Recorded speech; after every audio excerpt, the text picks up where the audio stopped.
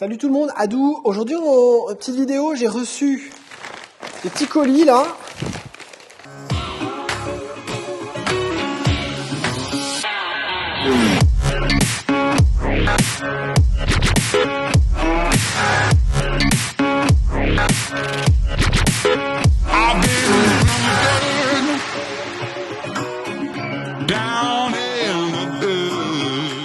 Il y en a un qui vient de The Foil Shop. C'est de la cale de rake. J'en ai d'autres, hop.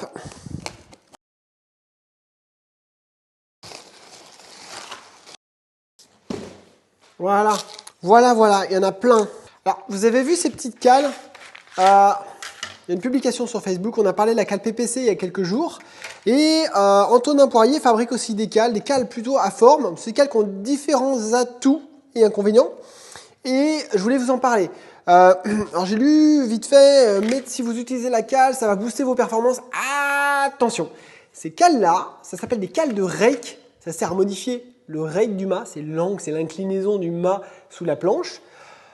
Par défaut, si tu achètes un foil avec une marque de planche, un combo complet d'une marque, tu n'as pas besoin de jouer avec ce genre de truc. Par contre, on s'aperçoit que la conception de certaines planches, autant que la conception de certains foils, fait que des fois, tu as du plus avec du plus avec du moins qui s'annule, et des fois du moins avec du moins, et ça donne des résultats en navigation qui vont être assez différents. Et c'est là qu'on commence à parler des concepts de nose up et nose down. Ça veut dire que des fois, en navigation, tu vas naviguer avec une planche qui va être un petit peu comme ça. Et des fois, à l'inverse, nose up, tu vas naviguer avec une planche qui est un petit peu comme ça. C'est bien dans certains cas. Si c'est excessif, ça peut être gênant. Et dans ce cas, et uniquement dans ce cas, on peut avoir besoin d'avoir recours à des cales de rake. Les cales de rake, ça ne booste pas directement tes performances. Ça permet juste de corriger l'assiette longitudinale et uniquement l'assiette longitudinale de ton flotteur. En clair, alors c'est pas vraiment un tuto, hein, ma vidéo elle est faite à l'improviste, je voulais déjà amener un contenu sur la thématique un peu mieux naviguer. Et je voulais expliquer comment utiliser ces cales. En fait, tu as toujours sur ces cales une partie fine et une partie épaisse. Si tu prends deux cales, ça c'est des cales faites pour la T-bar carbone de chez Takuma, parce que Takuma, tu es obligé d'empiler 2 ou 3 cales de rake fournies par Takuma. Ça te fait un sandwich, ça te fait un Big Mac, c'est un petit peu gênant. Donc moi j'ai demandé à faire une cale de 2,3 degrés qui permet en une cale d'avoir une correction de 2,3 degrés sans avoir un Big Mac entre ma planche et mon foil. Donc c'est assez intéressant, c'est une cale, ça à 2,2 degrés, ça c'est une cale à 1 degré. Donc naturellement, tu vas voir que la cale à 1 degré qui est en dessous a une épaisseur plus fine que la cale à 2,3 degrés. Donc quand tu vas mettre ces cales sur ta planche et visser ton mât au-dessus, alors sur certaines cales épaisses comme celle-là, tu vas avoir besoin d'avoir une visserie plus longue sur le côté épais de la cale. C'est inévitable. Et bien quand tu vas mettre, tu vas venir corriger l'assiette, corriger l'inclinaison du mât. Si j'ai une planche qui est trop nose down, c'était le cas des Comet V1 l'année dernière avec les foils Takuma, les Kujira. Entre autres, j'aurais pu citer d'autres planches. Je préfère parler de ce que je connais. Eh bien, on mettait une cale d'1 degré. D'ailleurs, Takuma en fournissait avec certains foils comme l'hélium et le LOL. On mettait une cale d'1 degré avec l'épaisseur sous l'avant de la planche. Ça corrigeait du nose down. A l'inverse, quand on met la partie épaisse sous l'arrière de la platine, ça corrige un excès de nose up. C'est-à-dire que ta planche va se remettre un peu à plat. Alors je récapitule, lorsqu'on a une planche qui est nose down, le fait de mettre de l'épaisseur sous les vis avant de la platine, ça vient faire relever le nez de ta planche, ça corrige le nose down, ça te remet plus droit, au neutre, voire un peu plus, ça dépend de l'épaisseur de la cale. Et à l'inverse, si tu as du nose up et que tu veux corriger et faire redescendre le nez de ta planche, tu mets la partie épaisse de la cale sous les vis arrière de ta planche. Alors, je te présente les deux cales que j'ai sous la main, les deux projets. Je vais peut-être en dire un peu plus sur le projet d'Antonin parce que y a un petit peu plus de choses à dire. Mais ça, c'est la cale de PPC. Alors, elle est en plastique bien rigide. C'est plus lourd que les cales en impression 3D. La marque dit que c'est très résistant, à voir. C'est une cale qui existe pour le moment uniquement à 1 degré, mais il va y en avoir d'autres. C'est distribué en France par le distributeur PPC, Signature, les Lichka OI, les Hydrofoil Wing Screws, Julien Rieux-Pérou sur thefoilshop.fr, vous aurez le lien dans la description. Cale à 1 degré que tu peux utiliser pour contrer un nose down, épaisseur sous l'avant, ou un nose up, épaisseur vers l'arrière. Tu peux l'insérer, et l'avantage c'est que c'est une cale sifflet, donc tu peux l'insérer juste en dévissant les vis de ton foil et en la glissant, parce qu'elle est ouverte comme tu peux le voir là. Tu peux à tout moment insérer ton foil dedans. L'autre avantage, c'est c'est une cale universelle. Ça veut dire que quel que soit ton foil, même des foils larges avec comme de l'Axis aluminium, de l'AFS qui ont des grosses platines. Alors, la nouvelle platine AFS est plus petite, ceci dit. Tu vas pouvoir utiliser cette cale partout. Deuxième projet. Alors ça coûte 29 balles, je crois. On est à peu près dans les mêmes tarifs. Hein. Je ne rentre pas dans le détail des tarifs. Ils ont des sites internet avec leurs tarifs. Deuxième projet, il y a le projet d'Antonin. Antonin travaillait avant chez AFS apparemment.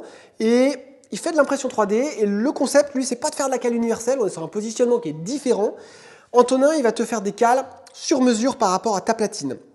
Alors typiquement, ça, c'est une cale pour de l'Axis carbone. Elle est à 0,5 parce que sur les Takun V2, moi je mets 0,5, sinon j'ai un petit peu de nose-up. Voilà. Ça, c'est un set de 3 cales. Alors ils vendent des sets de 3 cales pour les mecs qui aiment bien tuner, qui veulent trouver le réglage parfait. C'est intéressant aussi. Et même si vous n'avez pas de problème en navigation, vous avez envie d'expérimenter des choses, vous pouvez acheter un set de 3 cales et expérimenter. Donc dans son set par défaut, ça, vous l'aurez peut-être reconnu, c'est la platine Alu Takuma 2021. Et j'ai du 0,5, 1 degré et 1 degré 5. Donc 3 cales.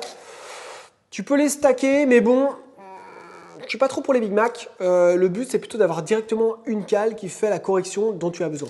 Là, j'ai de la cale pour le foil, la T-bar carbone de chez Takuma, qui existe depuis quelques temps maintenant, mais sur les nouvelles boards qui a imposé un calage assez fort.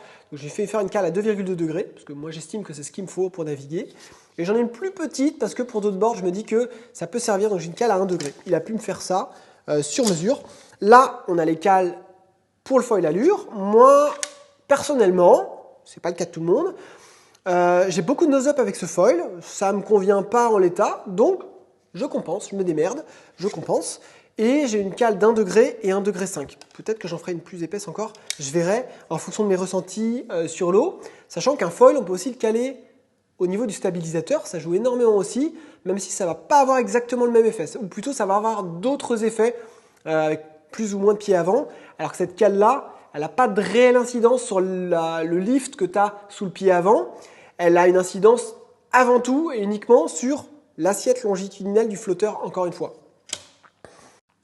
Donc récap, on a une cale universelle qui est bien blindée, qui pèse son poids en 1 degré, qui va arriver dans d'autres épaisseurs, c'est chez thefoilshop.fr. Et cale sifflet pour faire des ajustements en cours de nav. Comme c'est du 1 degré, tu n'as pas encore à changer ta visserie, ça passe encore avec les vis d'origine, plutôt bien. Et on a le projet d'Antonin qui est complètement sur du custom. T'en as marre d'avoir une cale dégueulasse qui dépasse comme ce qu'on avait avec l'hélium ou le LOL, cette cale qui dépasse des deux côtés, qui est souple, qui se met pas bien et tout. Tu peux te faire des cales clean pour ton beau foil allure full carbone titane ou pour tes Takuma, tu n'as rien qui dépasse. Tu appliques juste la correction dont tu as besoin et tu peux tâtonner pour trouver un réglage qui est parfait, une assiette de flotteur qui va être parfaite. Donc ça c'est cool et ça c'est fait chez AP3D Custom, je mettrai le lien aussi, vous pouvez les acheter en ligne. Voilà. Et pour les platines qui n'existeraient pas, parce qu'il y a des nouveaux foils, il y a des foils qui ne sont pas forcément connus, c'est simple, le mode d'emploi, tu prends une feuille A4, tu mets ton foil dessus, tu fais le contour au crayon, tu fais aussi le contour des trous et tu scannes ça, tu rajoutes des cotes quand même pour qu'Antonin puisse les dessiner sur sa bécane. Tu lui envoies ça en le scannant et il te fait ta platine, tu lui indiques les degrés dont tu as besoin. Si c'est une cale asymétrique, attention, comme l'Axis ou l'allure, il faut bien lui dire où est-ce qu'il faut mettre l'épaisseur parce qu'il y a une partie avant et une partie arrière. Alors que sur une cale comme celle-là, elle fonctionne dans les deux sens. Voilà, voilà. C'est la petite vidéo du jour et j'espère que ça vous aura éclairé sur l'utilité, le pourquoi du comment, pourquoi on a ces cales, à quoi elles servent réellement. Moi, c'est devenu indispensable dans la pratique. Je vous invite à découvrir ça sur leur site respectif.